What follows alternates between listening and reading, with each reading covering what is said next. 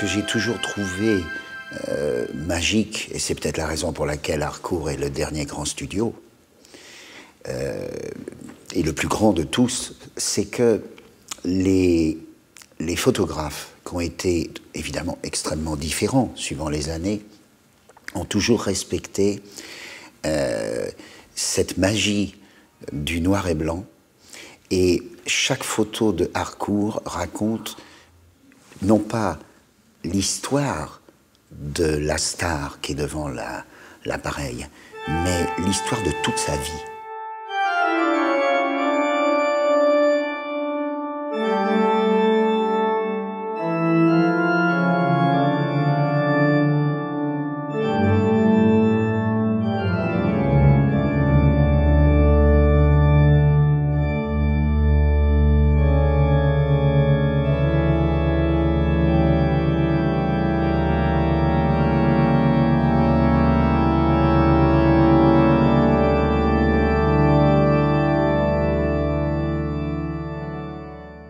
Mais le noir et blanc, c'est ce qu'il y a de plus beau.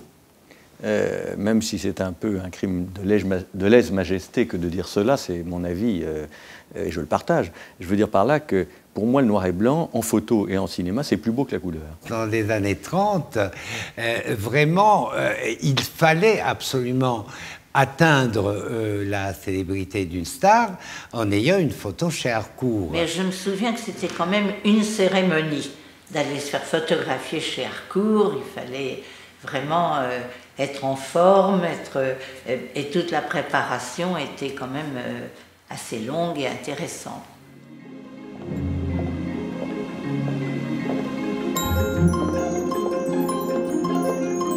Mais dans Harcourt, il y a art déjà, avec le mystère de ce H qui est très symbolique, si vous voulez. Mais Harcourt, c'est vraiment une investigation psychologique extrêmement profonde qui vous livre une personnalité. Harcourt, c'est une griffe qui, depuis plus de 75 ans, signe les portraits les plus prestigieux. C'est aussi le nom de sa créatrice, Cosette Harcourt, qui inventa cette signature si particulière, avec ce H tellement identifiable. Mais Cosette Harcourt n'a jamais existé, du moins sous ce nom. Mademoiselle Harcourt s'appelait en réalité Germaine Hirschfeld. Elle voit le jour avec Le Siècle dernier, au 21 de la rue Condorcet, dans le 9e arrondissement de Paris. C'est un peu ce que raconte la petite histoire, le Cosette, bon, un peu le côté misérabiliste, alors que ce n'était pas du tout son éducation ni son milieu. Donc je ne vois pas trop le Cosette, ce qui lui a pris de mettre ce Cosette. Harcourt, c'est la grande famille Harcourt, en fait. C'est la noblesse. C'est vrai que cette femme n'a toute sa vie rêvé que de noblesse. Et je pense que si Jacques Lacroix a acheté le château de Lézigny, c'était sans doute pour lui donner ce statut, cette dimension qu'elle rêvait d'avoir. Ses parents, des immigrants allemands installés à la fin du XIXe siècle à Paris, sont obligés de se réfugier à Londres pendant la Première Guerre mondiale. Cosette Harcourt était un personnage très, très mystérieux, je crois tout aussi mystérieux que Gabrielle Chanel. C'est pour ça que le parallèle entre les deux est intéressant. C'était des femmes indépendantes, des femmes qui savaient ce qu'elles voulaient. Je pense que Cosette Harcourt sortait d'une condition beaucoup plus élevée que celle de Gabrielle Chanel, avec beaucoup plus d'éducation. C'était quelqu'un qui parlait plusieurs langues déjà, qui maîtrisait parfaitement l'allemand, l'anglais, le français. Mais sur son enfance, nous savons peu de choses. Elle gardera un mystère étudié qu'elle entretiendra avec sa légende. La jeune femme fait son retour en France à l'orée des années 30. Dans cette période d'art déco, en pleine ébullition culturelle, où les ateliers d'artistes n'ont qu'un maître mot, la lumière, la jeune Germaine se découvre alors une passion pour la photographie. Je pense que c'était quelqu'un qui était sans doute très, très artiste dans l'âme. Je pense que la vision du portrait studio Harcourt, c'est réellement elle qui l'a eue.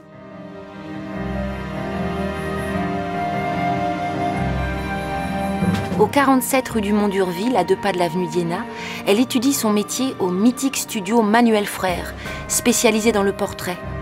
C'est à cette époque qu'elle fait la connaissance d'un homme qui va changer le cours de sa vie, Jacques Lacroix. Ce patron de presse a créé avec son frère Jean un véritable empire de journaux et de revues. Je pense qu'elle avait besoin de s'appuyer sur les moyens financiers des frères Lacroix pour assouvir son destin. En suivant la scénographie d'une prise de vue telle que l'avait imaginée Cosette Harcourt, nous allons découvrir son histoire et celle de son studio.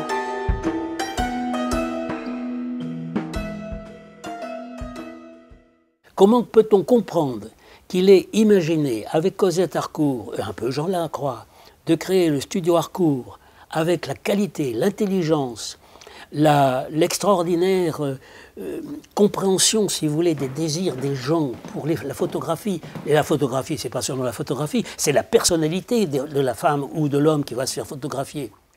Mais pour arriver à ça, il faut donc que cet homme, Jacques Lacroix, ait une subtilité psychologique et un flair à la fois de ce qui peut intéresser des gens un peu top niveau, bourgeois, si vous voulez, bourgeois de Neuilly par exemple, et à l'époque seulement les gens de Neuilly, pour aller ensuite auprès des hommes politiques, les artistes, et puis cette idée quand même assez extraordinaire, assez géniale, qui consiste à, dans tous les cinémas, il y avait des photos Harcourt.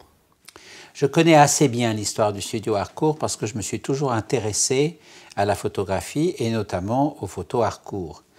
Cela remonte à plusieurs souvenirs d'enfance. Les souvenirs d'enfance dans les salles de cinéma, et notamment dans le cinéma où j'allais souvent, qui était à Évian, et où il y avait les photos des artistes.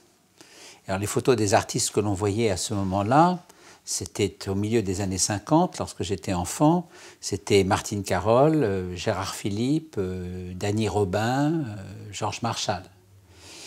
Et puis, c'était une manière d'aller vers le film, qui était très belle. Et j'étais fasciné par la qualité de ces photos, qui étaient de surcroît toujours présentées comme des tableaux, c'est-à-dire soigneusement encadrés et soigneusement disposés dans le hall du cinéma. J'ai tourné en 1934, et après, à cause de mon service à la Comédie Française, je suis restée sans tourner jusqu'en 1942. Alors après 1942, j'ai tourné pas mal. Et là, alors, il y avait beaucoup de photos de chez Harcourt. C'était quelqu'un qui voulait sans aucun doute marquer son temps, donner une empreinte, donner quelque chose à son époque. Les deux frères avaient compris que la publicité est le nerf de la guerre dans leur métier. Aussi fondent-ils au 22 rue des Capucines le studio Profoto, qui sera dédié aux prises de vue pour alimenter leurs journaux en illustration.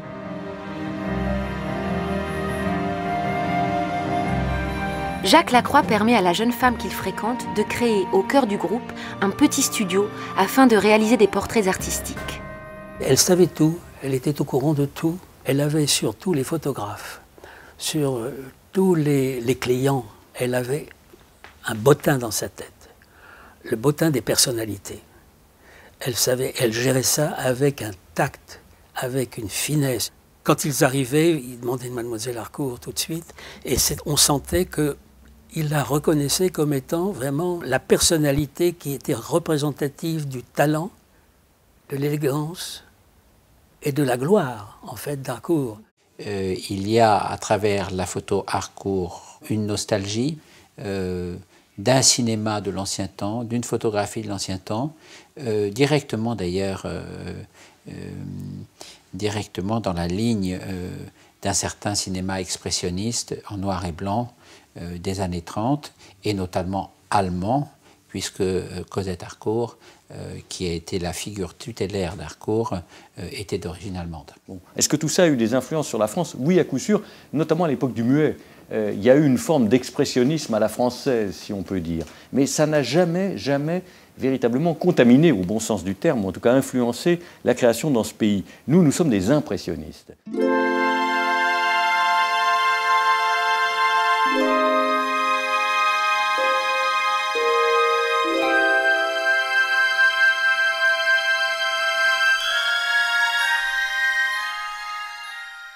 J'ai eu aussi la chance que ma mère était amie de Madame Harcourt et des frères Lacroix. Comme je ne savais pas encore trop quoi faire, Cosette me propose de venir faire un stage avenue d'Iéna. Alors après avoir fait justement des images, après avoir fait des images de guerre pendant 2 ans, d'avoir été le témoin de choses très très dures à vivre, de morts, de combats, de choses comme cela. Je reviens à Paris, où Paris était en fête, on dansait tous les soirs. vous dire que quand on ouvrait la porte et qu'on arrivait dans le grand salon de l'avenue d'Iéna avec cet escalier, etc., c'était vraiment quelque chose qui vous coupait le souffle. Bonjour, Didier Vizos, votre photographe. Bonjour, Christelle. Bonjour, Valérie, votre maquilleuse. Enchantée. Enchantée.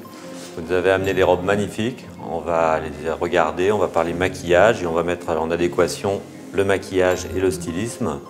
Et on va commencer par quelque chose d'assez naturel. Et puis après, on va faire évoluer vers un aspect beaucoup plus glamour. Eh bien, avec plaisir, je vous suis. C'est parfait. Alors là, les rencontres, évidemment, ce n'est pas moi qui photographiais les grandes pointures comme Jean Gabin, que j'ai eu le plaisir de rencontrer là, et je ne pouvais pas parler, évidemment, quand on voyait ces gens. Bien sûr, il y avait Michel Morgan, enfin tout le monde, Jean Marais, tout le monde passait là. Et il y avait aussi des plus petites cabines où on faisait les personnes moins importantes. C'est un studio qui avait démarré avant-guerre. C'est post-crise de 29, dans une époque bien particulière au niveau parisien. C'est vrai qu'il y avait ces fêtes sur les grands boulevards. C'est vrai qu'il y avait cette espèce de joie de vivre. Et je pense que le studio Harcourt, tout de suite, en a tiré profit en faisant du studio un salon où on recevait.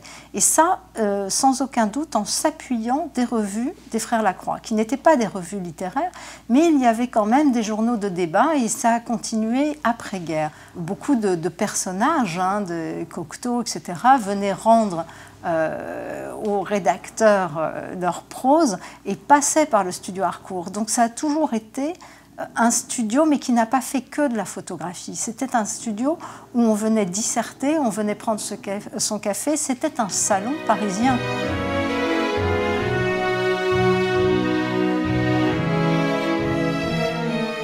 Écoutez, le choix de cette robe est parfait. La robe noire, toute simple, c'est un classique chez Harcourt. Et on va y adapter ainsi un maquillage plutôt naturel pour commencer pour une première image. Exactement, d'autant qu'on a une deuxième robe qui est beaucoup plus décolletée, qui va nous permettre d'aller plus loin. Plus loin dans le maquillage aussi, de jouer plutôt le côté sophistiqué et glamour. Alors le maquillage Harcourt se décompose d'une façon assez similaire à un maquillage par exemple de soirée. C'est-à-dire qu'on ne va pas changer les étapes du maquillage. On va toujours travailler le teint, voilà, ensuite les yeux, la bouche. Ce qui est différent, en fait, c'est vraiment une recherche de contraste. Les lumières de Harcourt sont très fortes. Ils ont tendance à écraser, si vous voulez, les contrastes. Donc voilà, on va mettre en valeur de façon un peu plus prononcée les yeux, les pommettes, la bouche. Voilà, de façon à ce que le regard ressorte lors de la prise de vue et de faciliter un petit peu le travail de mise en lumière qui va être fait par la suite. Le 49 avenue d'Iéna est devenu une adresse mythique. La réputation du studio Harcourt est maintenant bien établie quand le 3 septembre 1939 à 17h, la France déclare la guerre à l'Allemagne. Le 14 juin 1940, l'armée allemande fait son entrée dans Paris. Autrement, j'ai vu que vous avez amené des bijoux, c'est parfait. Sur cette première image, on va vraiment jouer la simplicité, ce sera le collier de perles. On fera d'ailleurs avec et sans. C'est une période sombre pour la France, qui doit apprendre à vivre sous le joug de l'occupant. Après une période de flottement, le studio va reprendre son activité. Malgré les difficultés d'approvisionnement en matières premières, Jacques Lacroix lance le magazine Vedette. C'est l'un des seuls magazines de cinéma qui paraîtra pendant l'occupation.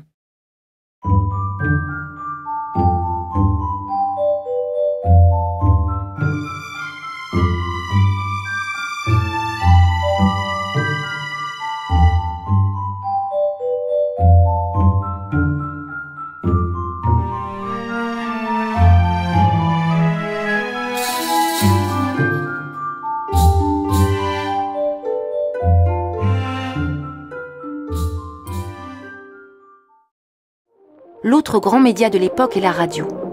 L'organe de presse Les Ondes se charge de diffuser les programmes de Radio Paris et fait appel au studio Harcourt pour les portraits qui illustreront leur couverture et les pages intérieures.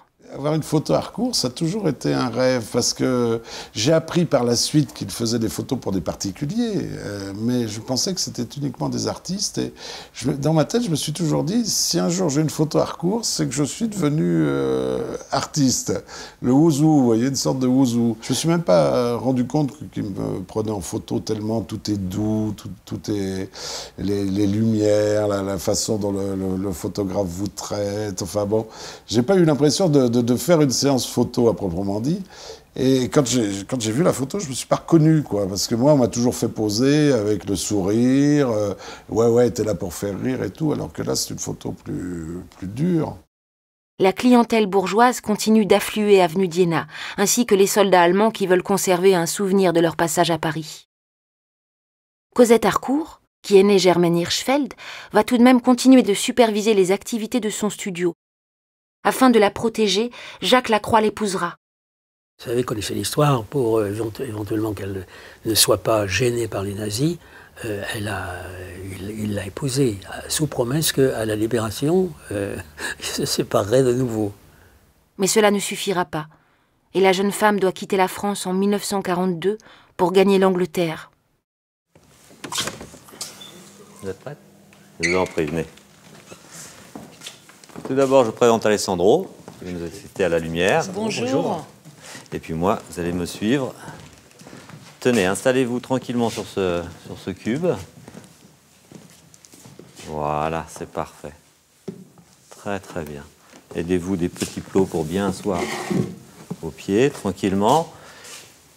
La lumière Harcourt, c'est la même depuis les années 30. Elle n'a pas varié. C'est toujours le même système, le même type d'éclairage. Ça veut dire que c'est un éclairage très très ponctuel, qui éclaire très précisément et qui redessine le visage. Ce qui fait que ça vous amène à ne pas pouvoir bouger, comme il faisait à l'époque dans ces films-là. Vous avez le droit de respirer, mais ça se limite à ça. Donc, on va travailler la séance et vous allez voir qu'il va falloir un petit peu de temps pour mettre en place la lumière, parce qu'on peint avec la lumière. C'est vraiment des petits faisceaux de lumière. Donc, ce qui est très important, c'est que, quelle que soit la pose que vous prenez, vous sentir très à l'aise. Harcourt, c'est un arrêt dans le temps.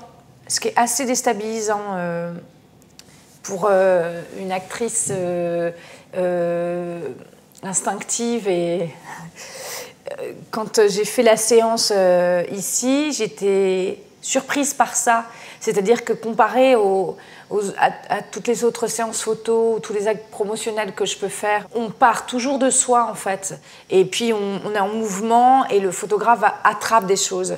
Là, c'est le contraire, là. C'est-à-dire qu'on fait une photo Harcourt. C'est pas du tout moi. C'est moi vu par les studios Harcourt. Je suis sublimée d'une certaine manière qui rend la photo, sans avoir besoin de la signature, clairement estampillée Harcourt.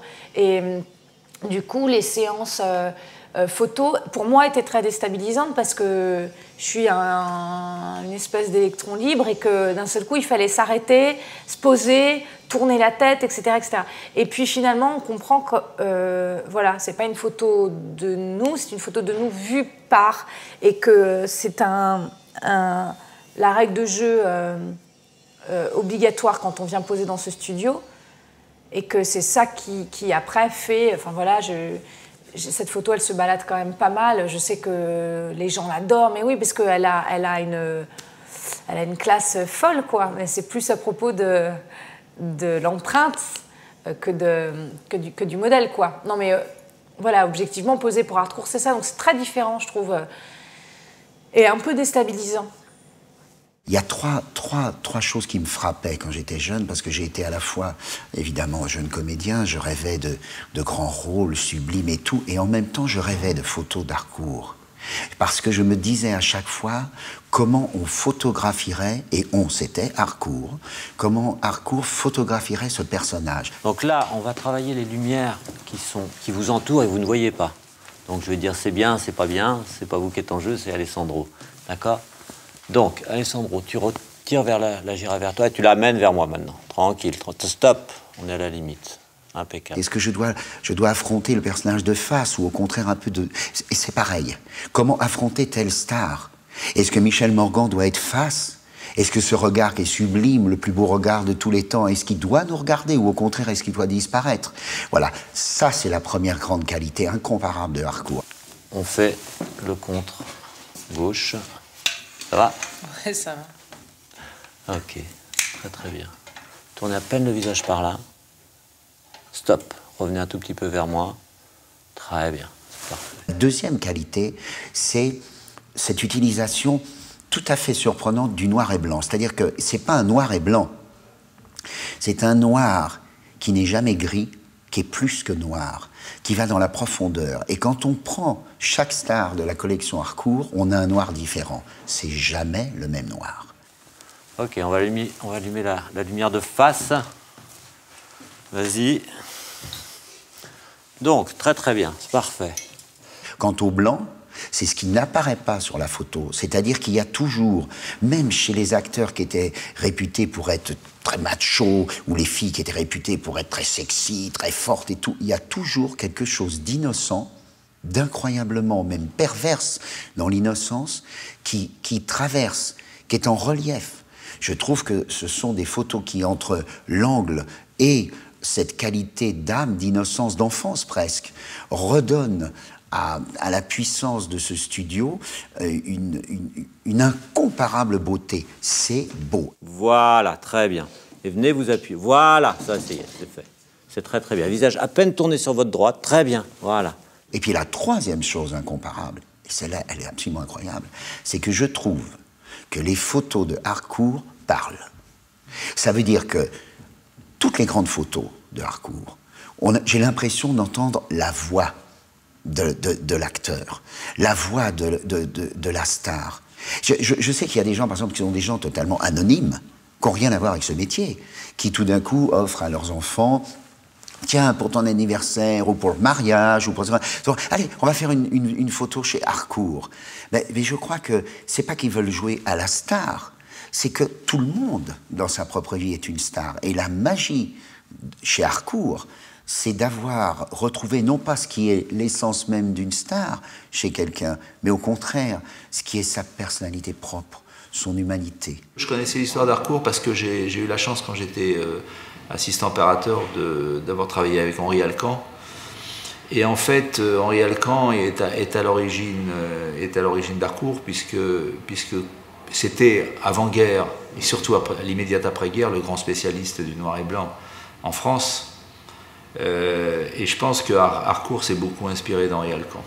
Le travail d'Harcourt, je le connais, pour moi c'est le symbole du cinéma français, du cinéma français de qualité. C'est un label de qualité, et quand on voit une photo Harcourt, on a immédiatement en tête Quai des Brumes, La Belle et la Bête, et tous les grands films français d'avant-guerre et de l'immédiate après-guerre. L'après-guerre sera une période faste pour le studio Harcourt qui voit son activité augmenter. Après les soldats allemands, ce sont les officiers alliés qui poseront sous les lumières au tungstène, puis les hommes de la Libération et les grands hommes politiques français.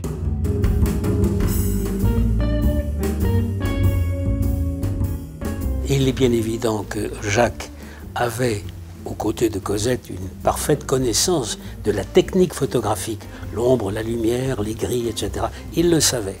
Il était capable de juger la valeur technique professionnelle d'un candidat. Il me disait, cet homme-là, discutablement, c'est un bon photographe, mais il y en a tellement de ces bons photographes. Mais ce qui m'intéresse, c'est d'avoir un excellent, un excellent photographe. Et pourquoi devient-il excellent, compte tenu de ce qu'il doit faire chez moi, dans les studios Harcourt?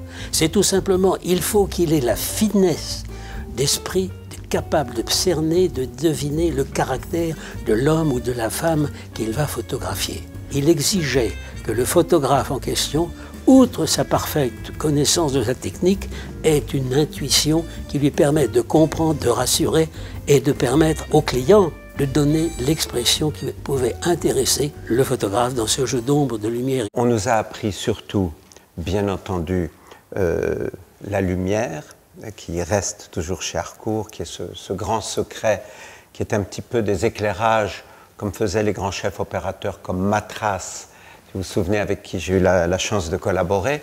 C'est ces lumières pointues, les petites mousselines devant, et je crois que j'ai appris aussi quelque chose, je ne sais pas si je le fais bien, mais c'est le contact avec la personne qu'on doit photographier, parce que effectivement, la personne, quelle qu'elle soit, si c'est un acteur, une image fixe, c'est quand même plus difficile. C'est donc le contact, de mettre la personne à l'aise, d'essayer de converser, et pendant que la personne vous parle d'autre chose, de trouver son bon trois quarts. Est-ce qu'on est mieux gauche, est-ce qu'on est mieux droit? ou de dos. Non, mais quel est l'axe, pendant que vous discutez avec la personne, où elle se sent le mieux, apprendre à bien marquer le menton en étant légèrement de 3/4, etc.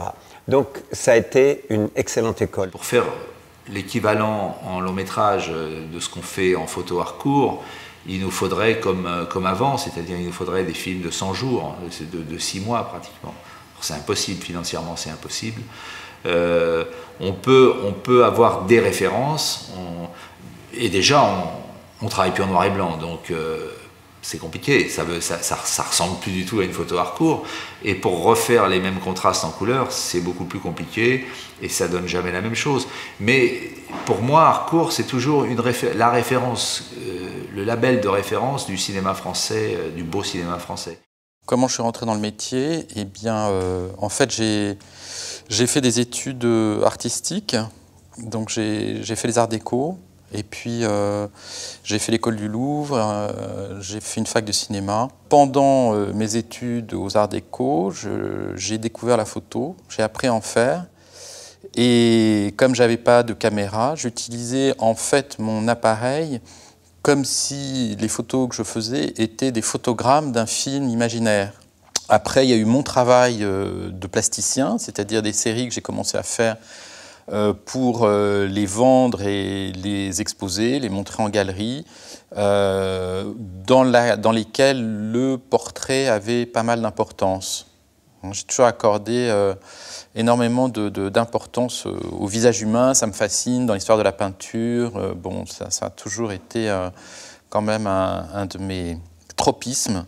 En fait, moi, j'ai par ma culture, j'ai toujours aimé le cinéma noir et blanc, j'ai toujours aimé justement une des sublimes amies de maman, c'était donc la femme de Raymond Rouleau qui avait ses photos d'Harcourt. Donc moi, l'image Harcourt, je la connaissais. Je suis arrivé chez Harcourt très simplement. Un jour, j'avais l'envie de travailler pour ce studio. C'est des lumières qui me conviennent, qui me plaisent de tout temps, de par les références d'autres photographes.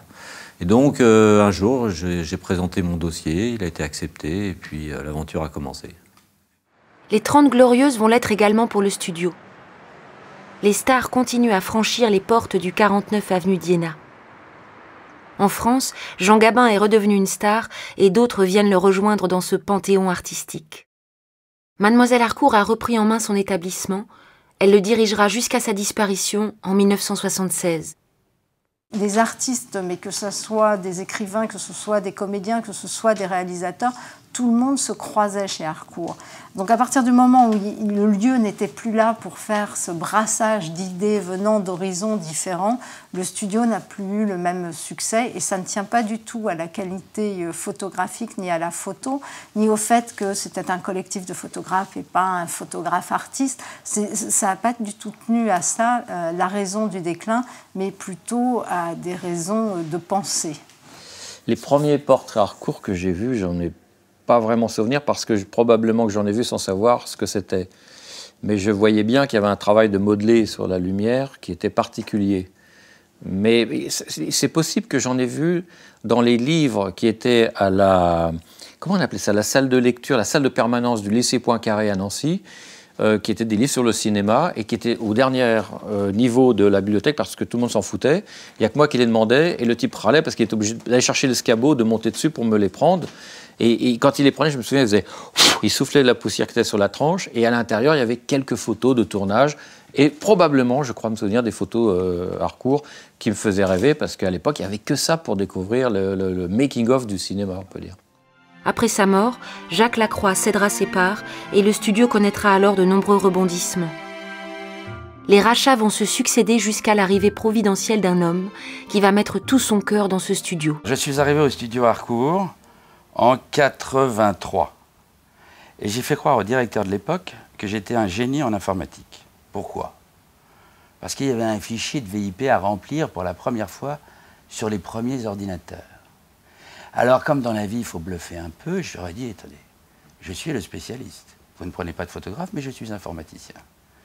Dans la nuit, j'étais très mal à l'aise, car le lendemain, il fallait que je me pointe pour aller faire voir ce que je valais.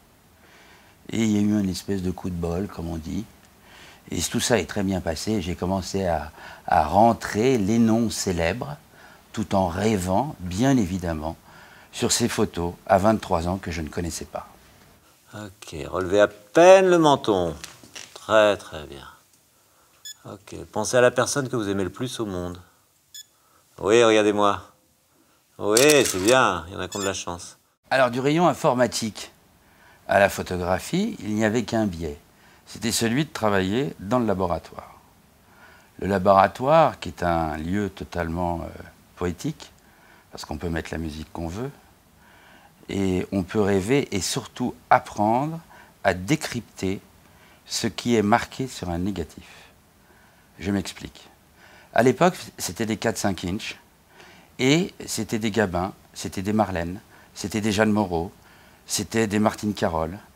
Et c'était une leçon, à partir du moment où on est un peu sensible, qu'aucun cours peut donner. C'est le décryptage de la densité et finalement de la forme de la lumière.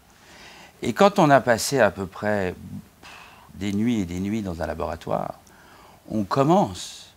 Mais évidemment, ça devenait déjà mon cinéma paradiso. Parce que j'accompagnais ça de musique et j'avais la révélation, ce qu'on a perdu, cette fameuse révélation dans du liquide, d'un visage. Et ça, pour moi, ça a été extraordinaire. Moi, j'aime beaucoup la photographie en tant que spectateur, je dirais. C'est-à-dire que je ne sais pas pourquoi je n'en fais pas moi-même, ou très peu. Et je m'en veux beaucoup parce que je fais les cadres moi-même sur les films, et j'attache énormément d'importance à l'image, aux couleurs, etc. J'adore le noir et blanc. Donc pourquoi est-ce que je ne fais pas de photos? C'est un grand mystère. Et parfois, quand j'en ai un petit peu marre, que c'est difficile de trouver des sujets, de trouver l'argent, il m'arrive parfois de penser tu ferais bien d'arrêter de devenir photographe, de faire le douaneau, d'aller arpenter les rues et de regarder. Et j'ai 2 ou 3 photos dans mon ordinateur que j'aime bien, que j'ai fait, mais pas plus. Et je regrette vraiment de ne pas avoir plus le regard qui cherche, le regard qui fouille et le regard du photographe, quoi. Ça m'étonne un peu d'ailleurs. À l'époque, j'avais monté ma boîte et je faisais des portraits d'enfants, chose qu'on ne fait pas beaucoup et que je continue à faire de façon différente maintenant, mais je fais toujours mes portraits d'enfants. Et j'ai rencontré Pierre-Anthony Allard, on était voisins de palier. Et 2 photographes sur le même palier, c'était quand même un peu sublime. Et il a vu mes photos et il a, en toute modestie, il a adoré. Et il m'a dit, moi j'ai très envie que tu bosses pour nous. Et j'ai fait, tu bosses pour qui? Et il me dit, moi je bosse au studio Harcourt. Lorsque j'ai voulu avoir une couverture pour l'un de mes livres, et où, d'une manière très immodeste, mais ce n'est pas de mon fait, il était question qu'on mette ma photo sur la couverture, je me suis dit, notamment pour le livre sur le Festival de Cannes, qu'il était souhaitable d'avoir une photo Harcourt parce qu'elle correspondait exactement à une certaine pratique du cinéma qui est la mienne. J'ai, par exemple, plusieurs fois posé pour Harcourt. Ça a été une catastrophe. 9 fois sur 10. Parce qu'il y avait quelque chose qui n'apparaissait pas, qui fuyait. Tous les 5 ans, tous les 10 ans, je revenais chez Harcourt, on reprenait une photo, et c'était des photographes différents. Et à chaque fois, ça finissait par « Francis, je sais pas, t'es pas là. Et puis tout d'un coup, il y a eu un miracle. Alors je suis très, à la fois comme un petit bébé d'être là dans le kaléidoscope, très heureux. Et puis, j'aurais tellement de choses à dire en tant qu'admirateur d'Harcourt. Je me suis trouvé assez intimidé le jour où cette photo a été faite, parce que je suis d'un naturel impatient. J'ai été rédacteur en chef d'un journal télévisé, ce qui fait que j'étais toujours stressé. Et pour tenir en place le long du protocole de lumière, de maquillage, de perfection voulue absolument par l'équipe Harcourt, c'est vraiment des séances qui durent à peu près 3 heures. Et moi, je m'attendais évidemment à quelque chose de moins éprouvant pour quelqu'un d'impatient comme moi.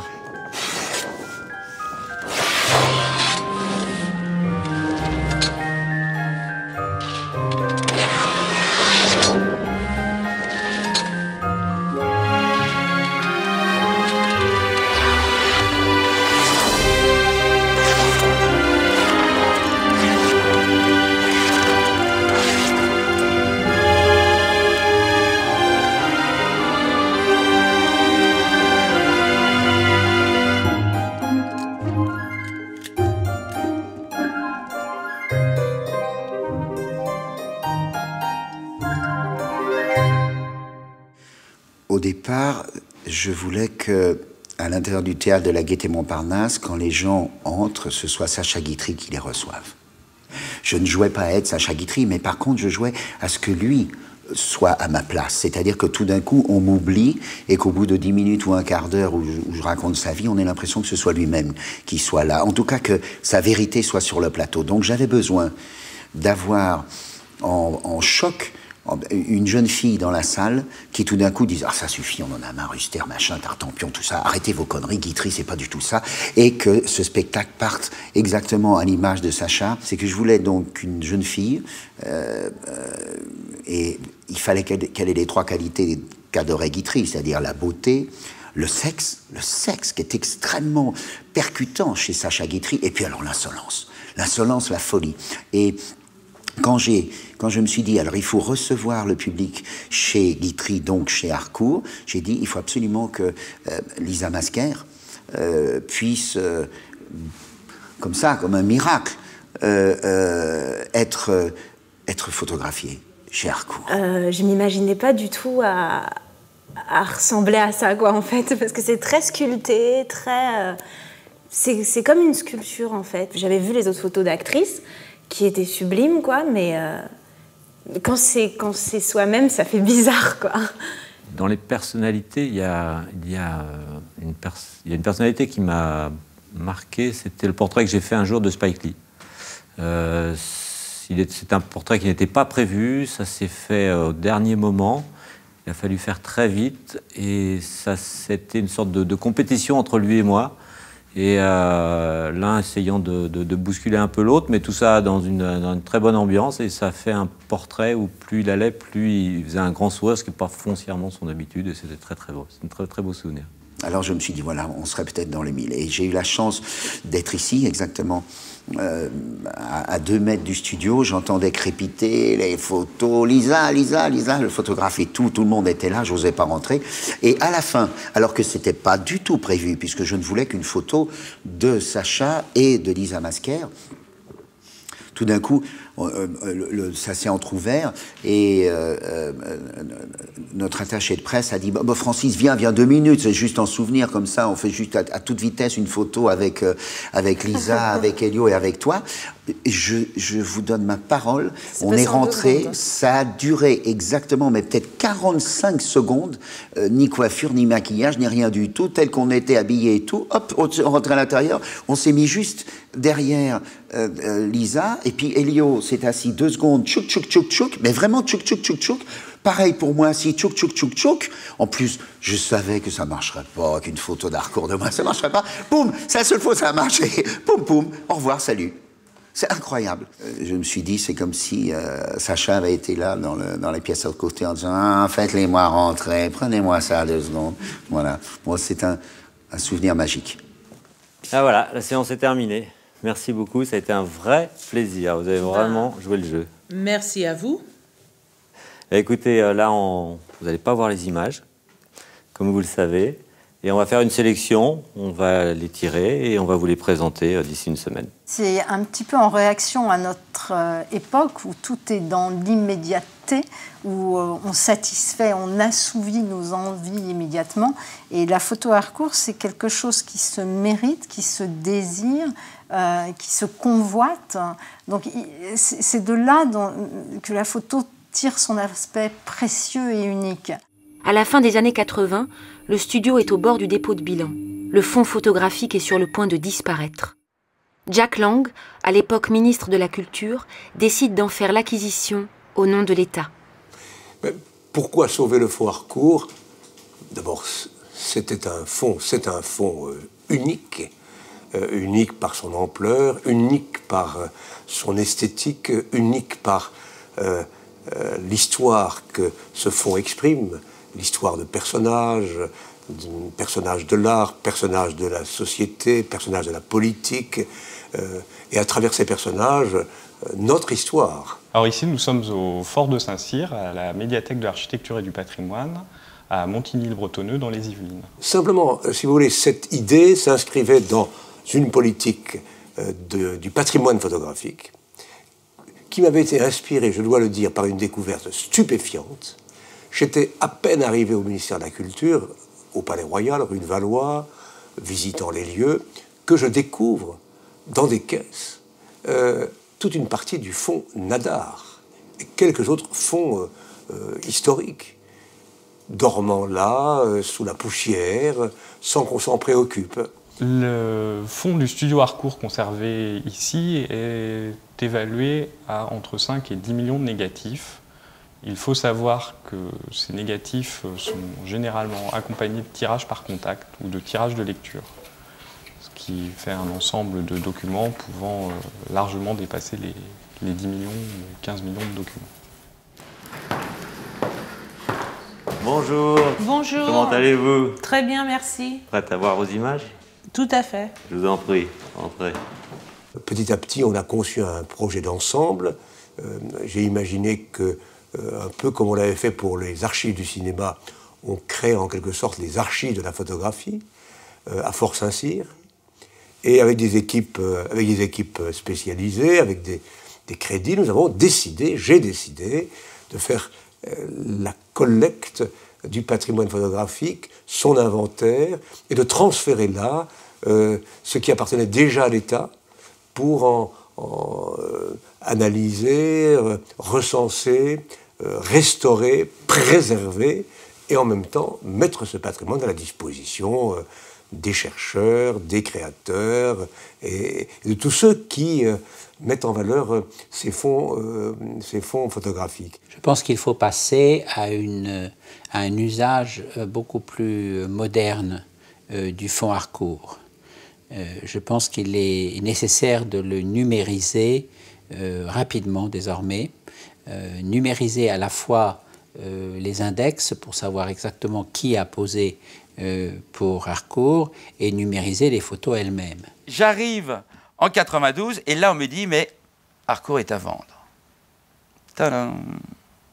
Je venais de me marier, ma femme était enceinte et je me dis tiens, il faudrait quand même qu'on essaye, je reviens une troisième fois. Et on y va. Et là je convainc deux associés à s'associer dans le capital et de m'aider à la vente, à acheter à la vente aux enchères, à la bougie, le studio Harcourt. Ça, c'était un grand moment de ma vie. Ah oui, on a vraiment une très très belle série avec des choses qui évoluent. On le voit au fur et à mesure de la prise de vue. C'est très différent, c'est... Ce que je vous propose dans un premier temps, c'est de prendre des petites gommettes comme ça. Ok. Et vous sélectionnez celle que vous préférez. Comme ça, après, ça nous permettra de revenir au fur et à mesure sur celle que vous avez sélectionnée. Bien, j'y vais alors. La première impression étant toujours la meilleure, n'hésitez pas.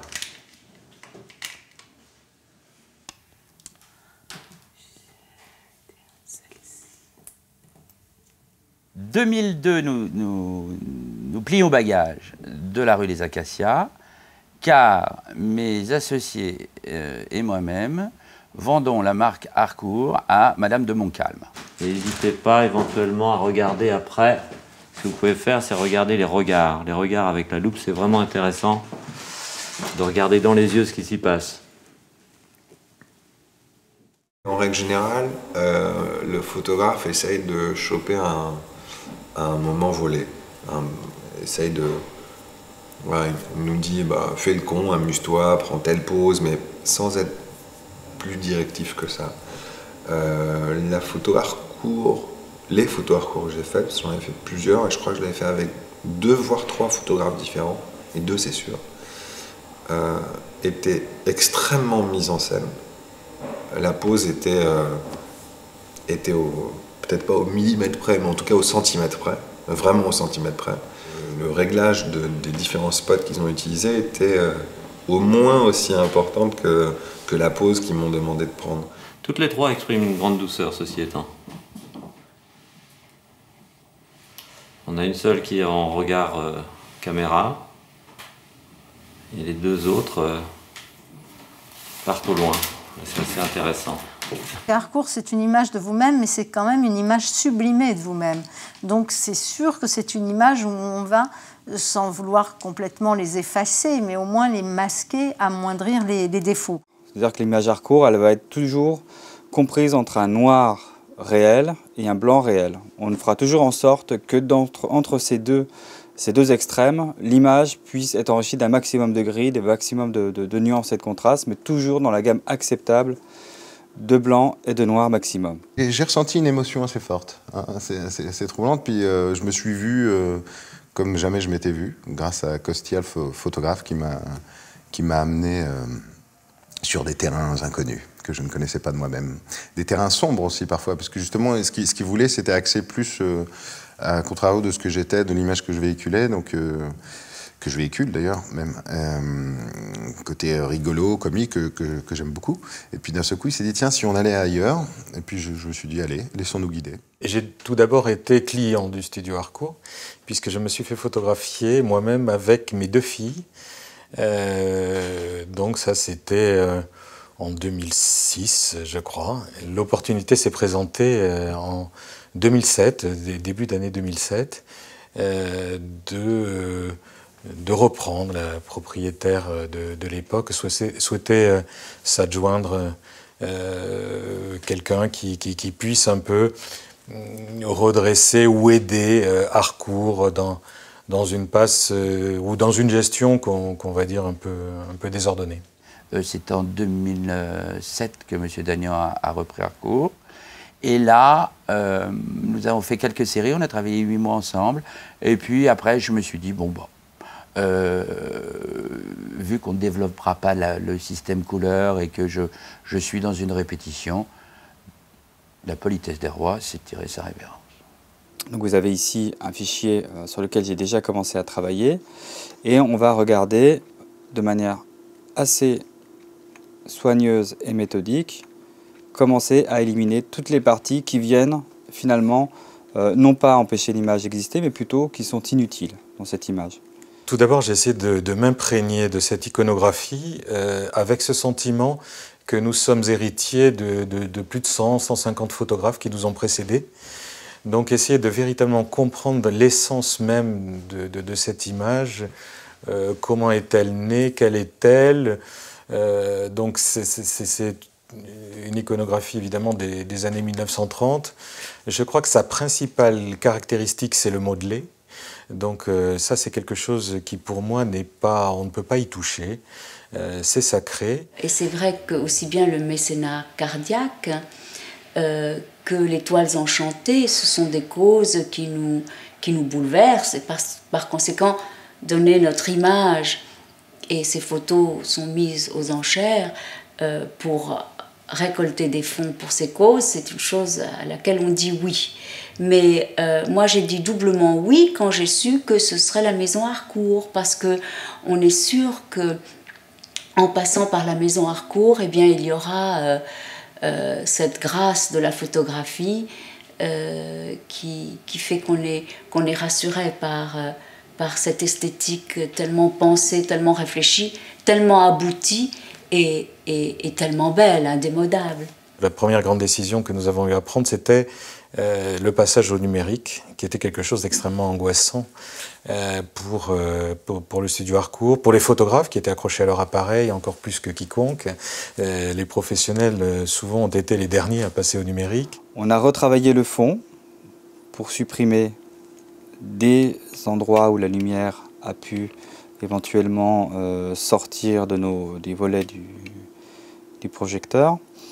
Et on a affiné un petit peu le visage pour se concentrer uniquement, diriger le regard du lecteur et de l'observateur de l'image vers les yeux. C'est important pour nous d'avoir une figure statuaire extrêmement bien structurée au niveau du visage. On n'a pas perdu la personnalité, mais on a orienté l'essentiel de notre prise de vue sur les yeux.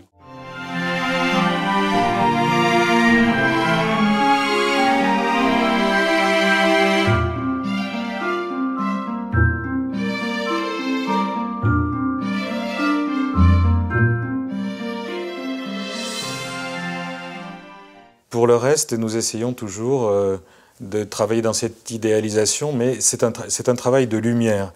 Et donc, tous les jours, nous essayons de progresser encore par le travail de la lumière, c'est-à-dire du modelé, et par le travail artistique, la pose, la mise en valeur, la compréhension de la personne que nous avons en face, de son physique, de ce que nous pouvons faire. Quand on passe par les studios Harcourt, on est d'une certaine manière divinisé, qu'on entre dans une sorte d'Olympe de la lumière et de la pose. Et je voudrais rappeler une phrase que j'ai trouvée, qui est une phrase de Jacques Lacroix, du moins je la lui attribue, qui donnait comme objectif aux photographes l'objectif suivant: vous devez photographier une personne comme elle n'a jamais été photographiée auparavant et comme elle ne sera jamais photographiée, sauf à revenir au studio Harcourt. Pour moi, la griffe Harcourt, c'est définitivement La Belle et la Bête. Voilà, c'est Cocteau. Je pense que sans Cocteau, déjà, y aurait-il un Harcourt? Je n'en sais rien. Harcourt, c'est un nom aristocratique. Il y a une famille d'Harcourt en France. Et je crois que c'est la tradition de l'aristocratie sans le D. C'est-à-dire que cela devient quelque chose de moderne. Ben, ça évoque la classe, la grande classe. Je sais très bien ce qu'elle veut dire, mais elle n'ose pas le dire. Ah bon? Tu peux faire un gros plan de mademoiselle, tu verras dans ses yeux que... Ah la vache, oui. La consécration.